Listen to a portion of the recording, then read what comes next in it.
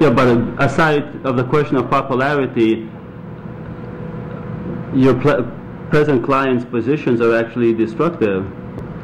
Well, implemented, they are destructive, certainly, and there's no question about that. There is also little question but what certainly the ACLU and its members oppose most of what Frank Collin and the Nazi Party stand for.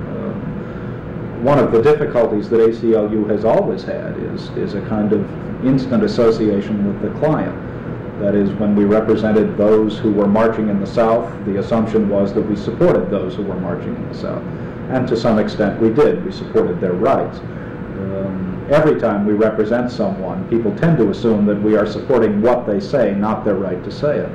So that one of the difficulties we've had in the Skokie case is the assumption by the public at large that because we represent their right to speak, we agree with what it is they're going to say. That simply isn't true.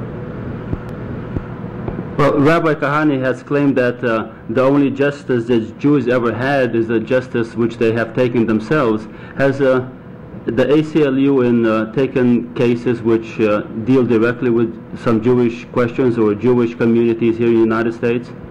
Well, we have not, at least to my knowledge, taken precisely that kind of case, but that doesn't mean that we specifically exclude that sort of representation. Indeed, if there are groups, and there are groups in Skokie, whose rights to march against the Nazis are being denied because of the state of the law and the ordinances in Skokie, we would happily represent their right to march in opposition to the Nazis. Well, couldn't the ACLU also represent Skokie against the Nazis? I don't know how. Skokie's position is that the Nazis have no First Amendment rights within the village of Skokie. It's our position that everybody in the village of Skokie and everywhere else in the country has First Amendment rights.